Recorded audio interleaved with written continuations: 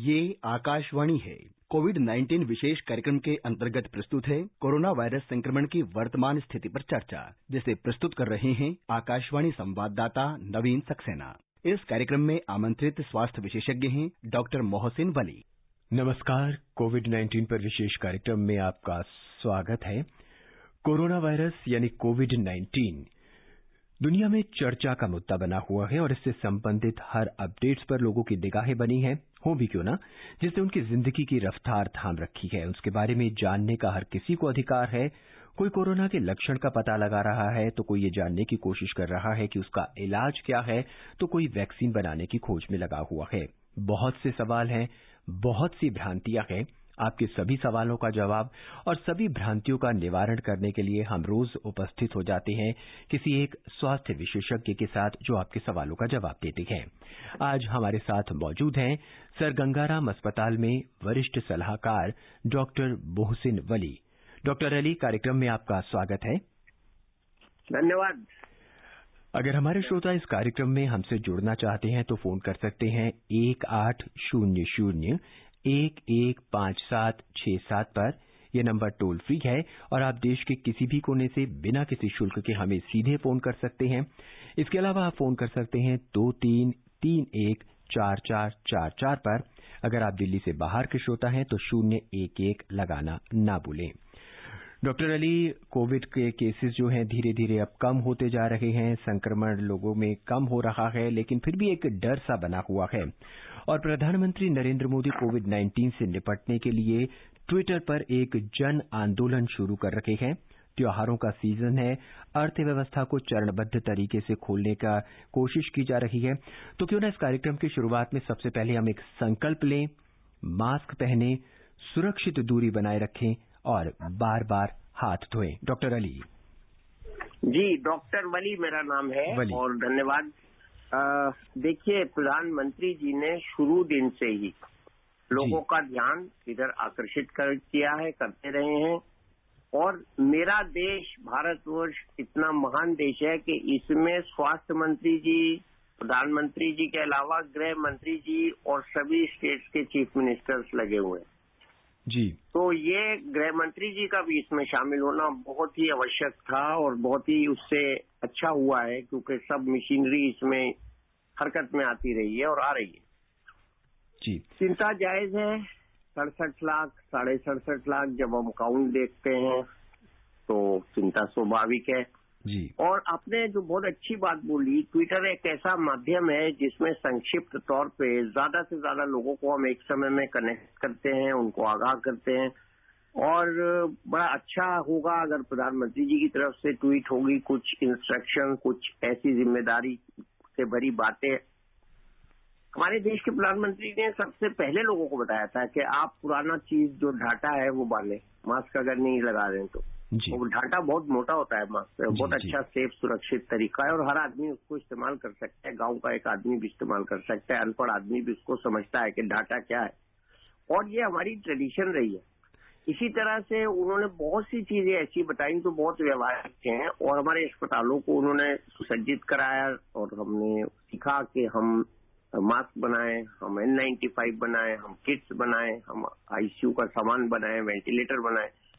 तो एक बड़ी तादाद में हिंदुस्तान को कोरोना के माध्यम से समृद्ध किया गया और यही नहीं, आयुष मंत्रालय ने भी इसमें बहुत काम किया है। अभी आपने देखा कि कल हमारे स्वास्थ्य मंत्री हर्षवर्धन जी ने एक बड़ी कोशिश की जिसमें च्यवनप्राश, गिलोय और अश्वगंधा के बारे में उन्होंने फायदे बताए और हर घर में ये जाना चाहिए और हर घर में इस्तेमाल होना चाहिए। और नीम का भी इसमें बहुत प्रयोग किया जा रहा है, इवन अमेरिका में किया जा रहा है और इसके अलावा मैं तुलसी को भी बहुत इसमें शुरू से महत्व देता आ रहा हूँ कि तुलसी का इस्तेमाल और हल्दी का इस्तेमाल, ये 4-5 चीजें जो ऐसी हैं, तो सब चीजों के बारे में प्रधानमंत्री जी भी बोले हैं और उन्होंने गाहे बगाहे लोगों का ध्यान आकर्षित किया है और ये बहुत अच्छी बात है।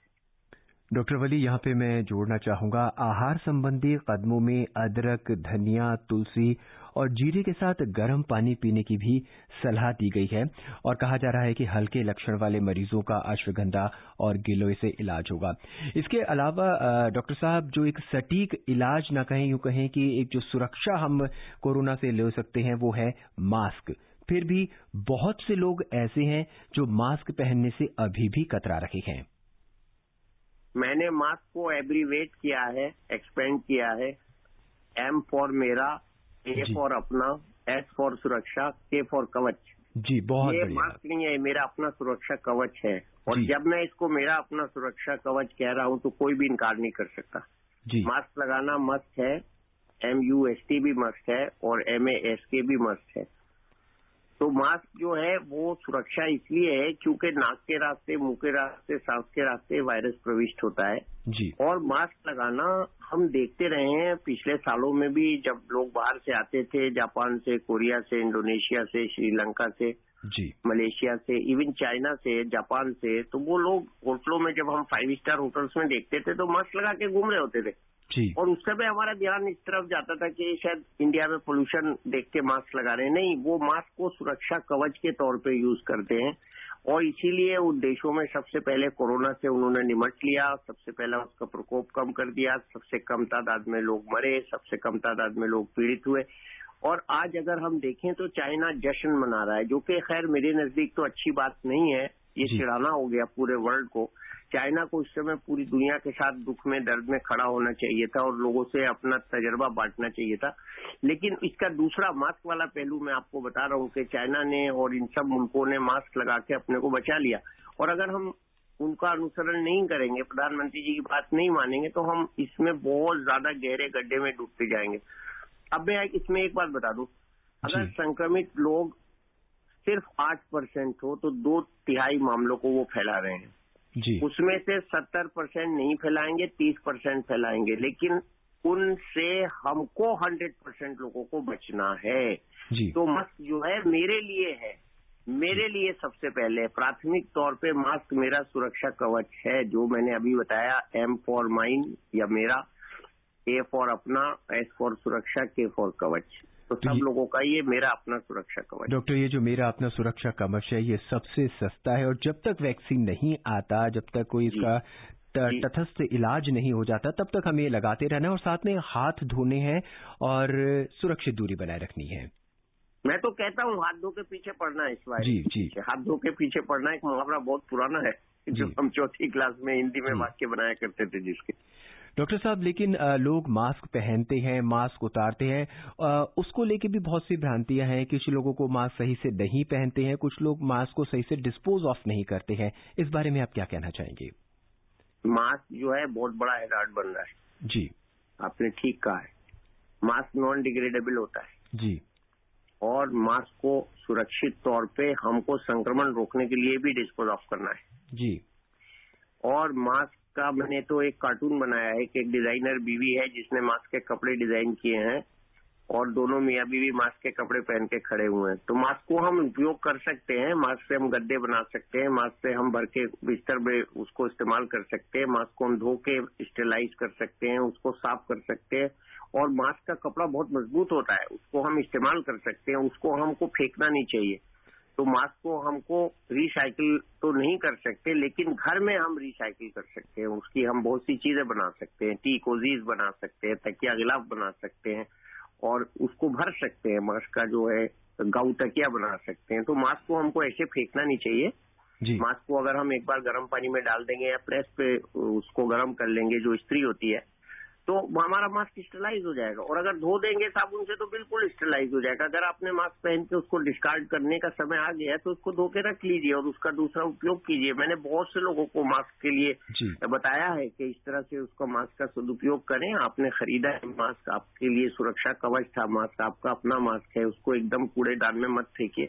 क्योंकि इस समय बहुत बड़ी एक समस्या आ गई है। जो हम डिस्पोजेबल किट्स यूज कर रहे हैं, हम मास्क यूज कर रहे हैं, तमाम चीजें यूज कर रहे हैं, ग्लव्स यूज कर रहे हैं, उनका डिस्पोजल एक बहुत बड़ी समस्या आ गई है। और मास्क का तो अभी एक टीवी पे दिखाया गया है, जो मास्क का जो वो कान पे लगाने वाला हिस्सा है वो चिड़ियों के, समुद्री चिड़ियों के पैरों में फंसा और उसको दिखाया बाकायदा फॉरेन कंट्री में कि किस तरह से वो चिड़िया उस मास्क से आजाद कराई उन्होंने, वो चिड़िया के पैर में फंस गया था। डॉक्टर वली, इस पे हम आगे चर्चा करेंगे। इस बीच हमारे पहले कॉलर हमसे जुड़ रहे हैं छत्तीसगढ़ बिलासपुर से तीजराम।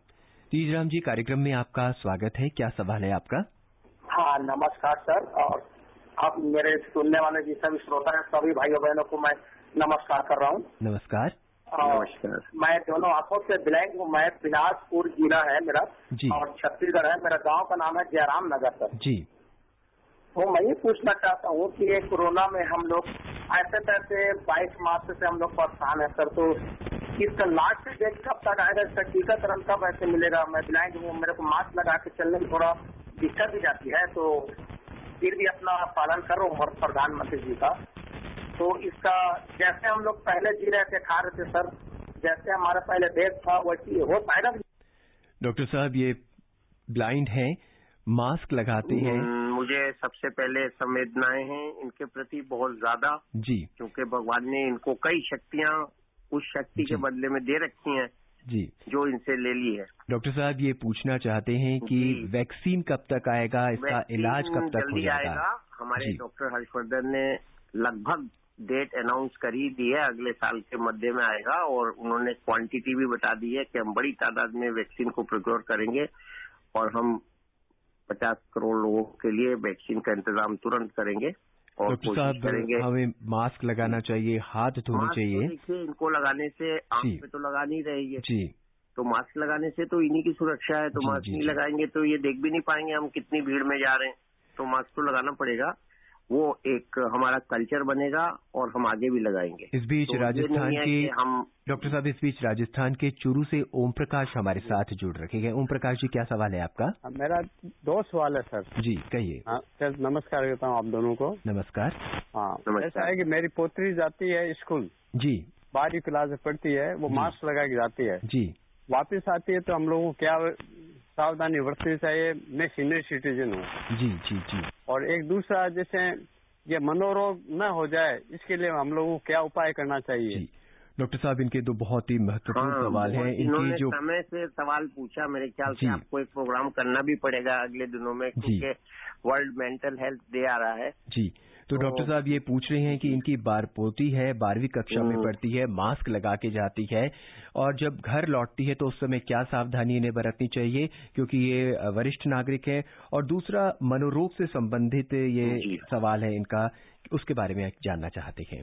मास्क लगा के जाती है पोत्री, बहुत अच्छा है, स्कूल खुल रहा है उनका, ये भी बहुत अच्छा है। वो मास्क लगा के जब घर आ रही हैं तो घर में इनके कमरे में न जाएं, तुरंत अवॉइड ही करें और इनको भी मास्क लगा के रहना पड़ेगा जी, क्योंकि एल्डरली हैं और इनको मास्क लगा के रहना पड़ेगा। और छोटे बच्चों को हम मना करते हैं बड़ों के पास जाने के लिए और 2 मीटर की दूरी वो मेंटेन करें जी। और मास्क जब घर आए तो मास्क बदल दें तो ज्यादा अच्छा होगा और उस मास्क को धो के रख लें, 1-1.5 दिन के लिए प्रेस कर लें, सैनिटाइज हो जाएगा, मास्क स्टरलाइज हो जाएगा। और दूसरा मनोरोग की जो इस समय स्थिति है वो बहुत दयनीय हो गई है, सब लोग टेंशन में हैं, सब लोग घबराए हुए हैं, सब लोग डरे हुए हैं। देखिए हम बार बार कह रहे हैं कोरोना से मत डरिए, कोरोना से समझदारी से मुकाबला कीजिए, डरने से कुछ नहीं होता। अब हम डरने लगे, डर के सारे बैठ जाएं तो कोरोना खत्म नहीं होगा, कोरोना खत्म होगा उसका मुकाबला करने से। जो 3 बड़े साधन हैं जो हम बता रहे हैं, मास्क है, सोशल डिस्टेंसिंग है और तीसरा जो हम सैनिटाइजेशन की बात कर रहे हैं, तो इन तीनों चीजों से ये आज के वैक्सीन है, तीनों वैक्सीन है। और अपनी मनोस्थिति को कंट्रोल रखिए, कुछ मनोरंजन घर में कीजिए, बड़े छोटे जो हैं एक दूसरे को सिखाएं, जो हमारी महिलाएं हैं वो कुछ अपने घर से संबंधित साज सज्जा का कार्यक्रम कर रही हैं। मेरी वाइफ ने कल बताया कि लेडीज अपने घरों को सजा रही हैं, अब उत्सव का समय आ रहा है तो दिवाली के लिए घरों को सजाया जा रहा है। तो सबसे अच्छा ये आप सफाई करिए घर में, तो सफाई करने से भी बहुत सी बीमारियां खत्म हो जाती हैं और डेंगू भी आ रहा है, तो सफाई करने से डेंगू, मलेरिया और ये सब बुखार जो है सीजनल, उससे रोकथाम हो जाएगी। और दूसरे सफाई करने से टाइफाइड जैसी बीमारियां, हेपेटाइटिस जैसी बीमारियां भी हमारी खत्म हो जाएंगी। कुल मिला के डॉक्टर साहब, अगर आप मानसिक स्वास्थ्य अपना ठीक रखना चाहते हैं तो घर के कामकाज में मन लगाइए, सुबह शाम टहलने निकलिए, लेकिन अपने चेहरे पर मास्क जरूर लगा के रखिएगा, लगातार हाथ धोते रहिएगा। इस बीच उत्तर प्रदेश के बिजनौर से आसिफ चौधरी अपने सवाल के साथ हमसे जुड़ रखे हैं। नमस्कार आसिफ जी, कार्यक्रम में आपका स्वागत है। नमस्कार सर, और डॉक्टर साहब को भी अस्सलाम वालेकुम। वालेकुम सलाम जी, कहिए क्या सवाल है? मैं त्योहारा बिजनौर से आसिफ चौधरी बात कर रहा हूँ सर। जी कहिए। सर मेरा सवाल ये है कि जब कोरोना जीत कर अपना आदमी घर आता है जी, तो उसको खान पीन क्या करना चाहिए, कैसे लेना चाहिए, क्या क्या लेना चाहिए सर? डॉक्टर साहब ये पूछना चाहते हैं कि कोरोना से ठीक होकर अगर कोई व्यक्ति घर आता है तो उसे अपने स्वास्थ्य की देखभाल और अपने खाने पीने की देखभाल किस तरह से करनी चाहिए? बहुत अच्छा सवाल पूछा है हमारे बिजनौरी भाई ने। मैं भी बिजनौर का ही हूँ। तो आप देखिए, हम जब छोटे थे तो हमारे बड़े नीम का इस्तेमाल करते थे जी, हल्दी का इस्तेमाल करते थे, दालचीनी का इस्तेमाल करते थे। अभी जो हम लोग बता रहे हैं इसमें विटामिन सी का इस्तेमाल जो घरेलू तरीके से नींबू के जरिए हो सकता है। जिंक के कैप्सूल आ रहे हैं, उनका इस्तेमाल कर सकते हैं। और फिश ऑयल, जिसको ओमेगा 3 फैटी एसिड कहते हैं, जो लोग खा सकते हैं। आजकल सिंथेटिक भी आ रहा है। इसके अलावा अच्छे विटामिन है, फलाहार है। मैं तो ये कहता हूँ फलाहार कीजिए, सादा खाना खाइए, सारे विटामिन मिल जाएंगे, उसमें अलग से खाने की जरूरत ही नहीं पड़ेगी। इसके अलावा प्रिवेंशन के लिए हम एक आध दवाएं बता रहे हैं, जैसे कि आयुर्वेद में बताई जा रही हैं। इसमें हम अश्वगंधा बता रहे हैं, च्यवनप्राश बता रहे हैं, और गिलोय बता रहे हैं, काढ़ा बता रहे हैं। इसके अलावा हम विटामिन सी वगैरह जो भी मैंने गिनाई है चीजें, उसके साथ साथ डॉक्टर की सलाह से आइवरमेक्टिन और डॉक्सीसाइक्लिन का कॉम्बिनेशन इसमें बहुत ज्यादा कामयाब है। शुरू में ICMR ने HCQH का इस्तेमाल भी कराया था, लेकिन ये चीजें डॉक्टर के मशवरे से इस्तेमाल करनी है, खुद से केमिस्ट शॉप से नहीं लेनी है। और सबसे अच्छा जो है, मैं जो पिछले सवाल के जो मानसिक स्थिति के बारे में बताना चाह रहा था, प्रेम से और एक दूसरे से घुल मिल के और एक दूसरे के साथ सत्यता से, ईमानदारी से, सच्चाई से, खुशी के साथ अपना जीवन व्यतीत करें। वासुदेव कुटुंबकम में विश्वास करें। और हम सब एक वर्ल्ड हैं, एक दुनिया है, एक खानदान है, एक फैमिली है। मेरा देश, वर्ल्ड, मेरी धरती माता, और नेचर के साथ दोस्ती करें तो हम शायद कोरोना से बहुत अच्छी तरह मुकाबला उत्तर प्रदेश से महेश शर्मा अपने सवाल के साथ हमारे साथ हैं। महेश जी नमस्कार, कार्यक्रम में आपका स्वागत है। नमस्कार जी। नमस्कार, कहिए क्या सवाल है आपका? मेरा सवाल है जी, जो नौजवान साथी हैं वो जो है कोरोना से बेफिक्र है, मास्क भी नहीं लगाते और ना ही दूरी का वो करते और तंबाकू खाते हैं और थूकते रहते हैं। डॉक्टर साहब, इनका कहना है कि लोग कोरोना से बिल्कुल बेफिक्र होकर घूम रहे हैं, मास्क भी नहीं लगाते हैं, सुरक्षित दूरी का पालन नहीं करते हैं और मादक पदार्थों का सेवन करते हैं और जगह जगह थूकते हैं। इनकी चिंता जो है बहुत ज्यादा पिन पॉइंटेड है और जवानों को इन्होंने वो किया है एड्रेस, तो ये बहुत सही है। वो सोचते हैं हमको कोरोना होगा ही नहीं, ऐसा नहीं है। अमेरिका में, न्यूयॉर्क में भी ऐसा ही सोचा था नौजवानों ने, और अब वहाँ सेकंड सर्ज आ गया है। यूरोप में ऐसा सोचा था, फ्रांस में ऐसा सोचा था, वहाँ भी आ गया है। हमारे देश में भी बहुत परेशानी हुई थी पिछले महीने, दिल्ली में भी बढ़ गए थे केसेस। तो ऐसा बिल्कुल नहीं सोचना है। ये वायरस न सेक्स देखता है, न एज देखता है, न किसी का रहन सहन देखता है, न आप धनाढ्य हैं या गरीब हैं देखता है। डॉक्टर साहब देखता है, सबको आता है, बराबर आता है। इस पे हम आगे चर्चा करेंगे। डॉक्टर साहब, यहाँ एक सवाल जहन में उठता है कि कोरोना में तेज बुखार चढ़ता है, तो ऐसे में लोगों में भ्रांति है कि ठंडे पानी की पट्टी नहीं रखनी चाहिए, सिर्फ दवाई का इस्तेमाल ही करना चाहिए, क्या ऐसा भी है? नहीं, वो भ्रांति इसलिए है कि कुछ लोगों ने शुरू में ये कहा था जब हमारे शरीर में बुखार आता है तो वायरस मर जाता है, लेकिन ये वायरस मरता ही नहीं है 55 डिग्री तक। अच्छा। तो ठंडे पानी की पट्टी रखना या AC चला के 26 के आसपास उसमें लेटना या पंखा चला के लेटना या ठंडा पेय पीना, इससे कोई नुकसान नहीं होता। और आप बुखार की दवा भी खाइए और अपने तापमान को रेगुलेटेड रखिए, क्योंकि हीट एग्जॉशन इसमें बहुत जल्दी हो जाएगा अगर आप बुखार नहीं उतारेंगे। तो हम लोग बुखार उतारते हैं अस्पताल में मरीजों का और उनको हम वातानुकूलित माहौल में भी रखते हैं, लेकिन उसमें हवा का फ्लो बहुत अच्छा होना चाहिए। अगर हम वातानुकूलन का प्रयोग कर रहे हैं तो उसमें हवा का जो लेयर्ड एयर एंट्री एग्जिट है वो बहुत जरूरी होना चाहिए। और अपने दरवाजे खिड़कियों को आप खुला रखेंगे तो ये अचीव कर पाएंगे, ये आप कर पाएंगे। डॉक्टर साहब, आप हमें RT-PCR टेस्ट के बारे में थोड़ा विस्तार से बताइए। देखिए, ये गोल्ड स्टैंडर्ड टेस्ट है। इसमें नाक से और गले से जो है हम वायरस का RNA लेते हैं और उसको DNA में कन्वर्ट करते हैं और DNA को हम फिर फ्लोरेसेंट रंगते हैं और रंग के उसका रंग देख के पॉजिटिविटी निर्धारित करते हैं। 70% लोगों में ये बता सकता है कॉन्फिडेंस के साथ कि हमको कोरोना का संक्रमण है या नहीं। इसके अलावा अभी हमारे साइंटिस्ट ने एक बहुत अच्छा टेस्ट डेवलप किया है जो बंगाल के हैं और वो फालूदा कुल्फी वाला जो होता है, इसका नाम है फेल्यूडा टेस्ट है जी। और ये क्रिस्पर एक जीन एडिटिंग की टेक्निक है, उस पर आधारित है। SARS-CoV-2 के डिटेक्शन के लिए इसकी सेंसिटिविटी बहुत अच्छी है, 98% है 70% के मुकाबले में, और ये बहुत जल्दी ICMR वगैरह इसको प्रचलित करेंगे जी। मुझे उम्मीद है। और इसका इंटरप्रिटेशन 30 मिनट में हो जाएगा और इसकी कॉस्ट सिर्फ 500 रुपए है।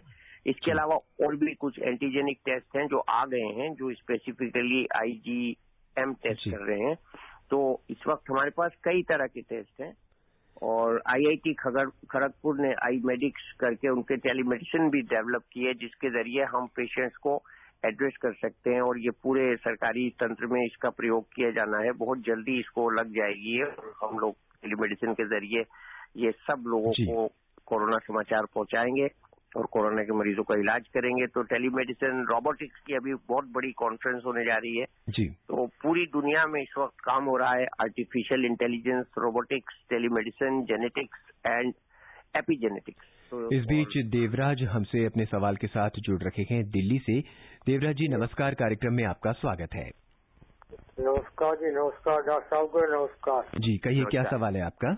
जी, मेरा सवाल ये है कि पोस्ट कोविड के बाद जो शरीर में डिफेंस पैदा होते हैं उसकी बीमारी के लिए क्या ट्रीटमेंट है बेस्ट, क्या करना चाहिए? डॉक्टर साहब ये पूछना चाहते हैं कि कोविड महामारी के बाद पोस्ट कोविड इफेक्ट। अच्छा इनका सवाल है, बहुत जायज सवाल है।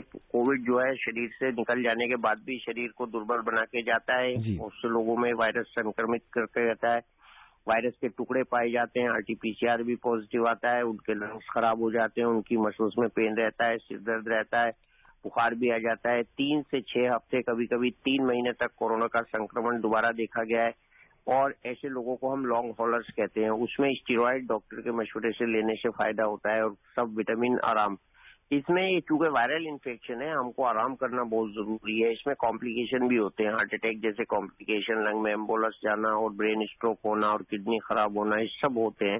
तो अगर एक बार कोरोना से हम 5-6 दिन बाद, 10 दिन बाद ठीक हो जाते हैं तो उसके बाद सावधानियां और डॉक्टर के पास सलाह लेने जाना बहुत जरूरी है और डॉक्टर की ड्यूटी है वो देखे कि कोई कॉम्प्लिकेशन, पोस्ट कोरोना कॉम्प्लिकेशन जिसको हम लॉन्ग हॉलर्स कहते हैं, उस तरह का तो नहीं हो रहा है। और अगर हो रहा है तो वो बाकायदा उसका ब्लड टेस्ट करके और IL-6 देख के और फेरिटिन देख के और CRP देख के वो टेस्ट करके निर्धारित करता है कि मरीज के अंदर अभी इन्फ्लेमेशन बाकी है। इसके 2 फेजेस होते हैं, एक वायरल फेज और एक इम्यूनोजेनिक फेज। और इम्यूनोजेनिक फेज में अगर पेशेंट चला जाता है तो उसको अधिक समय तक इसका संक्रमण रहता है। तो ये डॉक्टर्स की ड्यूटी है कि वो अपने मरीजों को फॉलो अप रखें, चाहे टेलीमेडिसिन के जरिए रखें, चाहे वो उनको बुला के देखें। राशिद अंसारी उत्तर प्रदेश के बिजनौर के साथ अपने सवाल के साथ हमारे से जुड़ रहे हैं। राशिद जी कार्यक्रम में आपका स्वागत है। Thank you. नमस्कार जी। नमस्कार, कहिए क्या सवाल है आपका? अस्सलाम वालेकुम डॉक्टर वली साहब को। जी सलाम साहब। सलाम साहब। सर मैं इंटर कॉलेज में लेक्चरर हूँ जी। तो मैं जानना चाहता हूँ 15 तारीख के बाद कॉलेज खुलेंगे तो हम बच्चे से किस तरह से अपना क्लास में लेक्चर देंगे। उनकी नोटबुक भी चेक करनी होती है, उनसे ली भी जाएगी, उन्हें दी भी जाएगी और बुक भी वगैरह भी पढ़ने के लिए ले सकते हैं उनके टीचिंग के लिए। तो किस तरह से हम इसे जो है अपने आगे बढ़ाएंगे? डॉक्टर साहब ये जानना चाहते हैं कि स्कूल कॉलेज ये बड़े बच्चे हैं इंटर कॉलेज के तो ये समझदार हैं। मुझे सबसे पहले इनसे अपेक्षा है कि मास्क लगा के आएंगे, आप भी मास्क लगाएंगे, उचित दूरी आप बना के रखेंगे।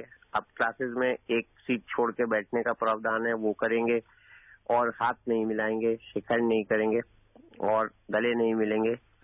तो डॉक्टर साहब यहाँ पे एक सवाल जहन में उठता है कि किताबें, कॉपियों और ये जो कागज पे है, इस पे जो वायरस होता है वो कितने घंटे तक ठहरता है और इससे क्या इन्फेक्शन होने के चांसेस हैं? नहीं, अगर मेरी कॉपी मेरे पास है तो किसको इन्फेक्शन दूंगा मैं? मेरी कॉपी अगर मास्टर के हाथ में जाएगी और मास्टर उसको ग्लव पहन के छुएंगे तो कुछ नहीं होगा। तो ग्लव का इस्तेमाल इसमें मास्टर के लिए तो बहुत जरूरी है जी।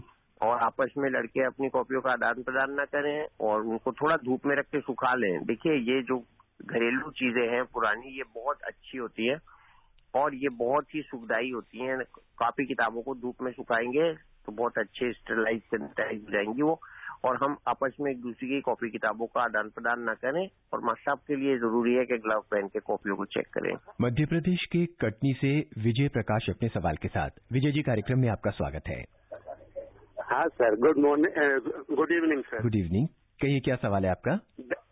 मैं ये सवाल पूछना चाहता हूँ सर कि जैसे किसी को फीवर आ रहा है जी और यदि अपन उनको सेफेक्सिन या सेफेक्सामाइन जैसा कोई एंटीबायोटिक देते हैं जी, और उससे मतलब यदि फीवर उतर जाता है उस व्यक्ति का जी, तो मतलब क्या अपन ये मान सकते हैं कि ये कोरोना नहीं हो सकता, वायरल फीवर हो सकता है? डॉक्टर साहब ये जानना चाहते हैं इन्होंने। फीवर एंटीबायोटिक से उतरता ही नहीं है जी, मतलब उसको कोरोना भी नहीं है, वायरस भी नहीं है, कोई। डॉक्टर इनका कहने का अर्थ यह है कि बुखार हुआ है, इन्होंने कोई दवाई दी है, उस दवाई से फीवर उतर जाता है, तो क्या उसको कोरोना है व्यक्ति को या नहीं है?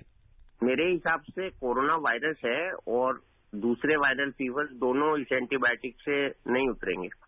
जी, तो मुझे उम्मीद है इनकी समझ में आ गया होगा कि कोरोना नहीं है। इस बीच विनोद कुशवाहा हिमाचल प्रदेश से हमारे साथ जुड़ रहे हैं। आइए सुनते हैं उनका क्या सवाल है। विनोद जी, कार्यक्रम में आपका स्वागत है। नमस्कार जी। जी कहिए, क्या सवाल है आपका? विनोद कुशवाहा, दीवानपुरा राठ, बुंदेलखंड से बोल रहा हूँ। सर जी, मेरा सवाल ये है, मेरे पड़ोस में एक लड़की को कोरोना हो गया था 10 दिन पहले जी। वो खुला घूम रहा है, ना मास्क का प्रयोग ना लॉकडाउन का प्रयोग कर रहा है, तो उससे क्या बचे, मतलब सावधानी रखें हम? डॉक्टर इनका कहना है कि कोरोना व्यक्ति को हो चुका है और वो बिना मास्क के घूम रहा है, तो उनसे किस तरह से और लोग बचाव कर सकते हैं? नहीं, उनको समझाना पड़ेगा, उनको पकड़ के बैठना पड़ेगा, उनको शिक्षित करना पड़ेगा, उनको बताना पड़ेगा कि अभी तो आप बच गए, हल्का संक्रमण है, इसके अलावा दोबारा भी आपको हो सकता है, इसलिए आप बहुत सीरियस रहिए, मास्क लगाइए और दूसरों को कोरोना मत फैलाइए। और दूसरे लोगों को अपने मास्क लगा के उनके पास जाना पड़ेगा या उनके साथ अगर जा रहे हैं तो मास्क लगाना पड़ेगा, उनसे दूरी बनाई रखनी पड़ेगी और उनको बिल्कुल समझाना पड़ेगा कि इसमें लापरवाही मत करिए, मत करिए, मत करिए, कोरोना मत फैलाइए। और इस बात के लिए उनको बहुत ज्यादा समझाना पड़ेगा, बड़े लोगों को समझवाना पड़ेगा। और ये अभी भी पूछा गया था कि नौजवान इसमें लापरवाही बरत रहे हैं जी। ऐसा अगर हम करेंगे तो देखिए हम इस समय बहुत बड़ी तादाद में कोरोना से पीड़ित हैं जी। और ये अच्छी बात नहीं है। पूरे विश्व की नजरें इस समय भारतवर्ष पर हैं क्योंकि भारतवर्ष में कोरोना पे बहुत काम हो रहा है। भारत के डॉक्टरों ने लंग ट्रांसप्लांट किया है अमेरिका में, भारत के डॉक्टरों ने हैदराबाद में लंग ट्रांसप्लांट किया है, साउथ इंडिया में चेन्नई में किया है। तो भारत के डॉक्टर कोरोना के इलाज में भी इस समय सबसे आगे हैं। तो पूरे विश्व की नजरें हमारी तरफ हैं, हमारी ओर देख रही है। WHO ने हमारी तारीफ की है, प्रधानमंत्री जी की तारीफ की है। तो आप क्यों अपने देश को बदनाम करवा रहे हैं? छोटी छोटी बातों से हमारे देश में अगर हम अच्छा करेंगे तो हमारे देश को तारीफ मिलेगी, बुराई नहीं मिलेगी। जी डॉक्टर साहब, चलते चलते हम हमारे सुनने वालों को क्या संदेश देना चाहेंगे, क्योंकि अब जो है त्योहारों का मौसम बहुत करीब है?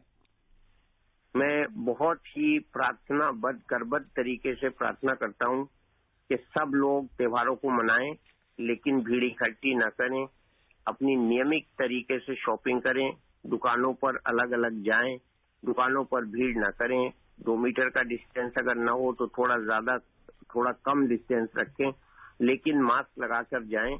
और मैं लोगों को ये कह रहा हूं कि अगर आपको भीड़ में जाना है तो आप एक 95 वाला मास्क जो होता है K95 और एक सर्जिकल मास्क दोनों लगा के जाएं।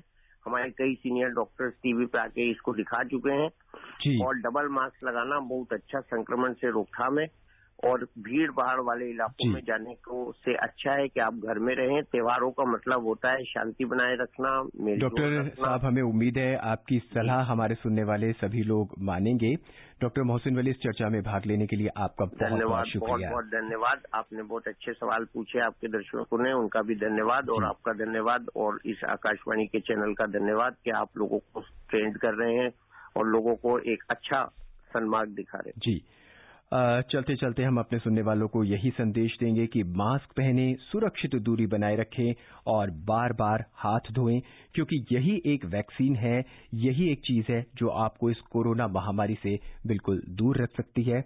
इजाजत दीजिए, नमस्कार।